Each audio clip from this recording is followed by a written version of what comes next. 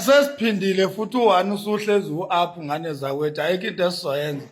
Ofuna ukusidubula nathi somdubula ngane zakwethu. Athandazela ukuthi asidubule kuqala ngoba hayi thina sidlali kanjalo sishesha kabi ukubona umuntu ofuna ukusidubula sishesha kakhulu.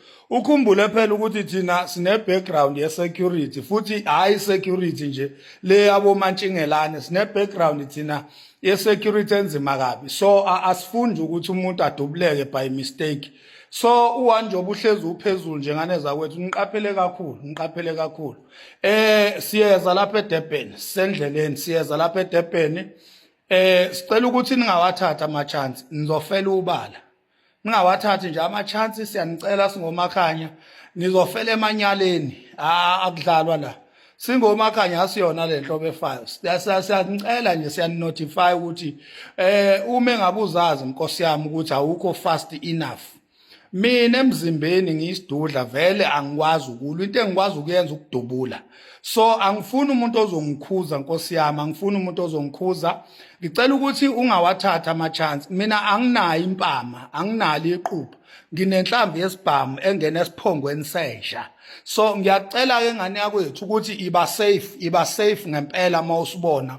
Ungasibhayizeli, ungasangani nje phambi kwethu uma usibona nje kushube kakhulu ke manje u1 uhlezi u-up njoba vele siqalile siphetula nje ku social media vele kuyanyiwa vele nje kuyanyiwa sishilo sathi asikufuni ukuthula so akusekho ke vele ukuthula u1 usuhlezi uphezulu so ungasibhayizeli ngicela izinkabe ezu10 makuthiwa mina ithunyelwa kimi hayi amasimbe enkabe eyodwa ngoba izofa leyo nja leyo sicela nje ezu10 ukuze sizokwazi ukuthi icebo lenu lifezeke please siyanicela nje siyeza sendleleni siyongena eBhanoyini manje siza lapha eDurban